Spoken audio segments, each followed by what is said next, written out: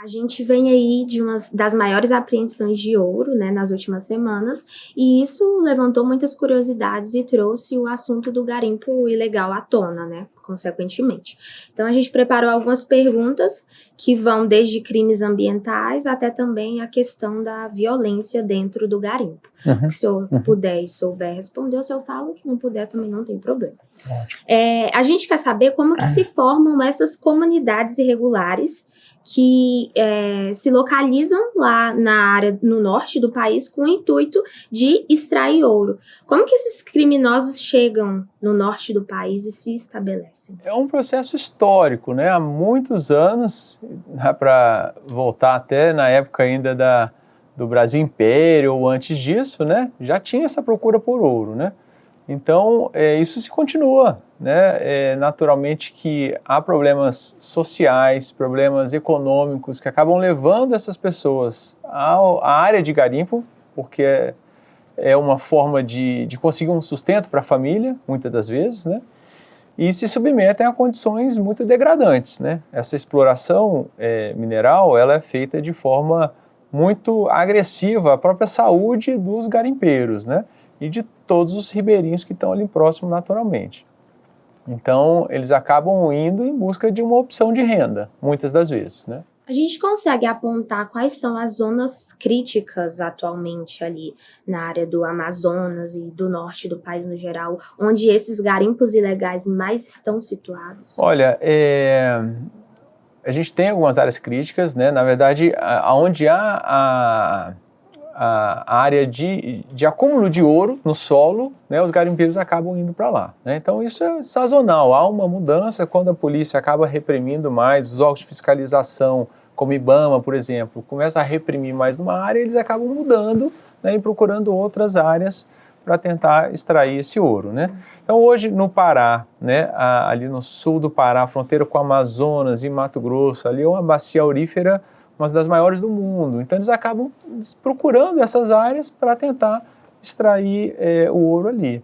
No estado do Mato Grosso tem uma terra indígena que chama terra indígena Sararé, que já é um pouco próximo ali da fronteira com a Bolívia.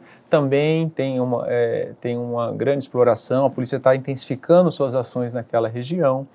Em alguns rios do estado do Amazonas, né, também tem uma exploração de ouro muito agressiva, que também a gente tem tentado atacar mais, né?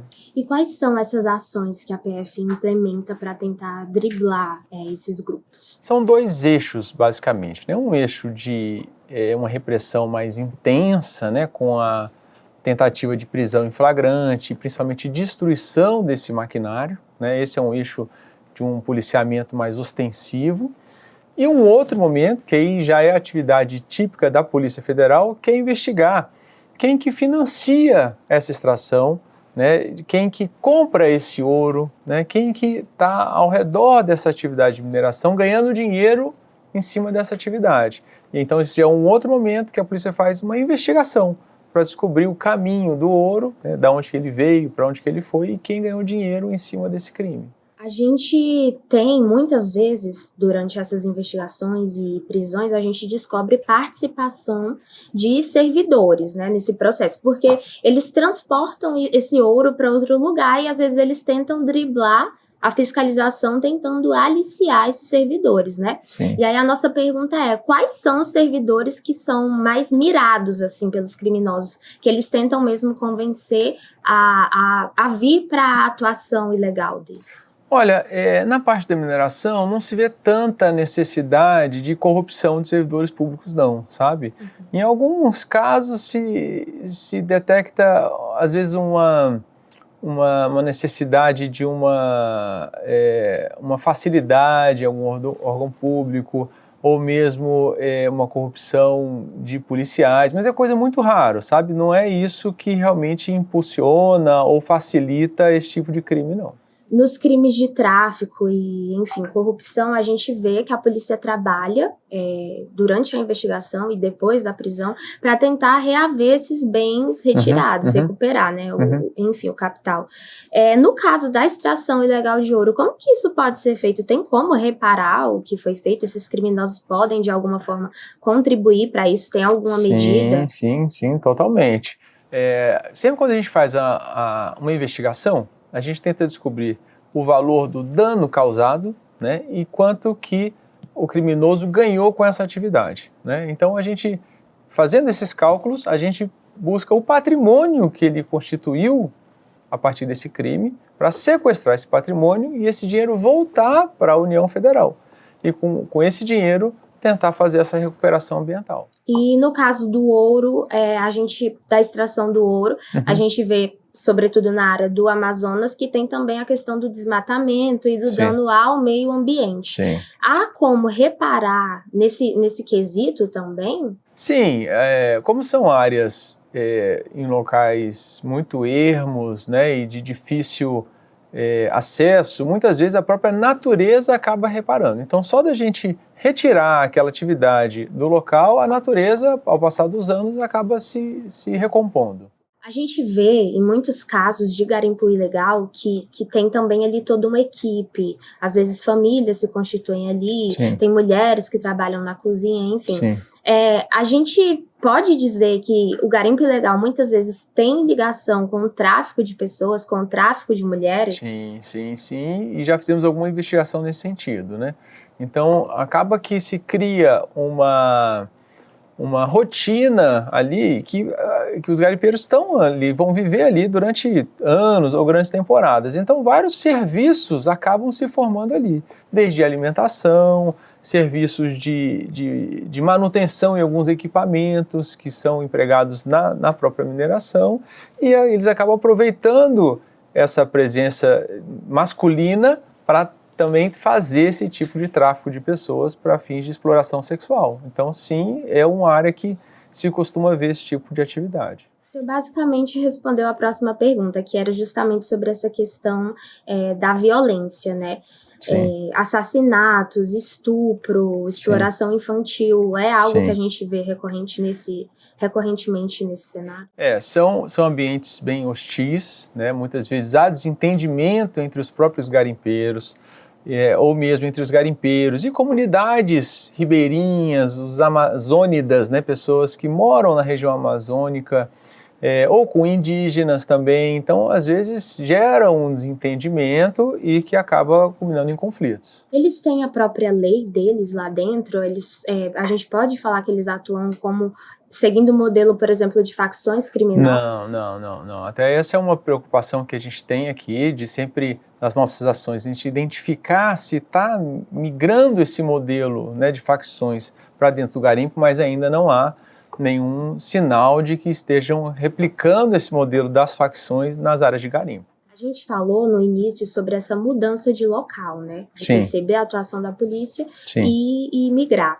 Como que a PF faz um mapeamento dessa mudança? A gente tem vários sistemas de imagem de satélite, né, uma geointeligência para a gente tentar identificar o comportamento do garimpo, né? Então, os sistemas hoje acabam nos mostrando aonde que o garimpo, para onde que ele está indo, onde está surgindo um novo garimpo, para a gente antecipar as ações e tentar reprimir logo no início desse novo ponto de garimpo, né? Qual o destino do ouro? Para onde que esses criminosos geralmente levam? É um transporte que ocorre entre estados? É algo mais para fora, internacional? É como qualquer mercadoria, né? É engraçado que sempre se faz esse tipo de pergunta, né? Muito interessante esclarecer.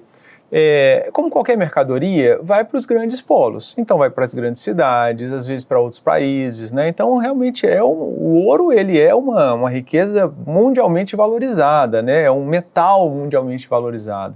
Então, o mercado está à procura do ouro. Então, ele vai para o consumo interno e muitas vezes também é exportado. A gente conseguiria falar em locais específicos, em países, por exemplo, que eles costumam levar? Não, acho que seria muito temerário apontar um outro país, sabe? Eles vão buscando onde o mercado vai comprar esse ouro. Então, é tanto para a Europa, quanto para, algumas vezes, para a África, para a Ásia, para a própria América do Sul, América Latina. Então, não tem um destino específico ali desse ouro. Qual que é o modus operandi deles para poder transportar esse ouro pelas BRs, pelas rodovias aéreas?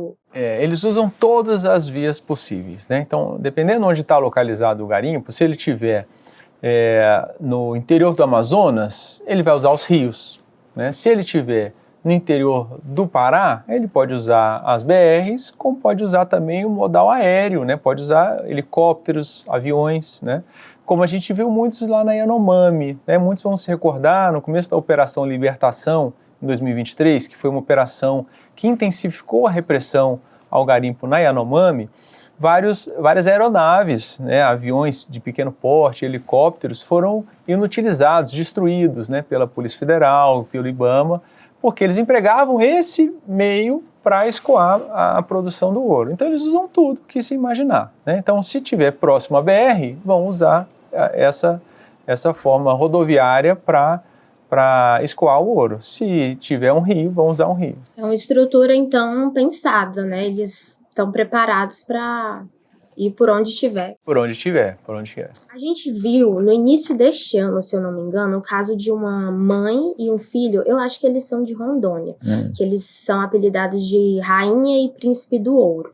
E aí a gente fez algumas matérias sobre e a gente queria saber se é comum esses casos de pessoas, de familiares que se envolvem, todo mundo junto, e se tem nomes específicos que já são velhos conhecidos da polícia. Olha, é muito comum, sim, né? Esse mercado, como qualquer mercado de crime, né? Qualquer rede criminosa, muitas vezes os criminosos vão atraindo familiares para a atividade criminosa. Então você acaba, quando você prende esse espaço pode ser, e muitas vezes é ocupado por algum familiar, alguma pessoa de confiança, né? Então a gente vê sim, em alguns momentos, quando você tira algum grande líder de um grupo criminoso, esse espaço é ocupado por quem já estava ali próximo dele, entende um pouco de como praticar o crime, como evitar a ação da polícia, dos órgãos públicos. Então isso sim costuma ser normal, em todo tipo de crime. E naturalmente nos crimes contra o meio ambiente a gente também percebe isso. Eles já conhecem quem são os fornecedores, quem são os compradores, né? Então acaba que esse espaço pode ser ocupado por alguém que já estava próximo de quem foi preso. Às vezes são pessoas que cresceram nesse cenário também, né? E aí já... Também. E dos dois lados, tanto de quem é líder, como também daquele garimpeiro, aquela pessoa mais humilde, em estado de vulnerabilidade, que acaba se submetendo àquilo e a família acaba vendo isso como uma normalidade. Então tem esse outro lado também, desde o garimpeiro, né? Pessoa que está ali para tentar um dinheiro para sustentar a família, como também de quem está financiando ou ganhando dinheiro, acumulando riqueza em todo esse esquema criminoso. Porque tem isso também, né? Tem quem coloca a mão na massa, mas tem quem está ali por trás operando a máquina. Exatamente. E que é o que a Polícia Federal tem tentado identificar nas operações dela. Porque essa pessoa que acumulou riqueza, se ela não é tirada do esquema, esse dinheiro volta a financiar a atividade de garimpo, né? Então a gente tem que fazer os ataques para inutilizar os equipamentos, mas também tem que recuperar esse dinheiro que foi acumulado para que ele não volte a servir de investimento para outras oportunidades de garimpo ilegal. Delegado, e quando a gente fala do norte do país, de Amazonas, a gente fala do pulmão do mundo, né? Sim. Como que o meio ambiente é afetado por essa prática? De várias formas, né? O primeiro impacto é diretamente na mata, né? Para você fazer atividade de mineração, você precisa retirar as árvores que estão ali no solo, né? Para você explorar o subsolo. Então, imediatamente já tem um desmatamento. Depois, ao você revirar tanto o subsolo, né, já cria uma área estéril, que é de difícil recuperação pela própria natureza. Vai demorar muito mais tempo para a natureza se recompor. E isso afeta os animais que estão por ali, a comunidade que está por ali, principalmente os indígenas, as comunidades ribeirinhas, todos que estão por ali acabam se afetando por essa mudança no meio ambiente. Os rios, os peixes. No garimpo se usa de forma ilegal o mercúrio, e o mercúrio é altamente tóxico e prejudicial à saúde. E aí ele se acumula nas plantas, nos animais, nos peixes, que são a base de alimentação para quem mora ali, para os ribeirinhos e para os indígenas, né? Então afeta toda essa comunidade que vive ali. Tem alguma coisa que eu não perguntei que o senhor acha importante falar, seja de trabalho que a PF tem feito, ou de algum detalhe que ainda não tenha saído nos veículos? Olha, o grande ganho que se tem nessas operações é a integração dos órgãos públicos. Acho que esse é um ponto muito importante, né? Cada órgão público tem sua função, sua obrigação, né, sua atribuição legal. Então, quando eles estão integrados, qualquer tipo de repressão ou de ação estatal ela é mais eficiente. Então, a gente tem percebido nos últimos anos uma maior integração entre os órgãos públicos e que está gerando um melhor resultado nas taxas de desmatamento, por exemplo, né? As taxas oficiais de desmatamento mostram uma grande redução. Então, eu acho que o grande ganho que se tem de resultado é quando há essa integração entre os órgãos públicos. E aí é importante também a comunidade ajudar, né? Quem está vendo um crime ambiental ali próximo de casa, ou quem já ouviu falar em algum tipo de pessoa que está ganhando dinheiro e acumulando riqueza com a prática de crime, tem que denunciar, né? Então, a sociedade é quem nos impulsiona as nossas ações. Então, é importante que a sociedade e as associações, as associações civis, todo mundo que puder contribuir com os órgãos públicos, deve fazer isso para ajudar nessa repressão. Quando presos, essas pessoas envolvidas, elas respondem pelo quê? Tem um crime contra o meio ambiente, que é esse desmatamento, né, esse dano direto ao meio ambiente ao você mexer no subsolo, né, para buscar ali algum mineral como o ouro. E tem também a usurpação de bem da União. É um nome meio estranho, mas para ser mais claro o subsolo, tudo que está no subsolo, toda essa riqueza, ela é da União Federal, ela é do país, do Brasil. Então, se uma pessoa pega esse bem, esse mineral, sem autorização, ela está usurpando, está pegando para ela uma coisa que não é dela. Então, existe um crime específico que é isso, que a pessoa que está tendo acesso a esse mineral e não tem autorização, ela está se aproveitando de um bem que, na verdade, é de todos nós. Então, existe esse outro crime. Então, são dois crimes, basicamente. E tem um crime também de lavagem de dinheiro, que muitas vezes as pessoas acabam incorrendo. Tem um crime, como você citou, de exploração de trabalho para fins sexuais. Tem vários outros crimes que estão ao redor ali, muitas vezes, da atividade de mineração ilegal. É importante dizer, a mineração e o garimpo, ele pode ser exercido de forma legal, né? Então, existe uma forma de obter uma licença, seguir as recomendações dos órgãos ambientais, de sustentabilidade. Isso pode ser feito e é feito em grande parte do país, tanto na região amazônica quanto na região não amazônica. Não é ilegal você minerar. Agora, você tem que respeitar as regras de sustentabilidade, para que o próprio meio ambiente não se afete.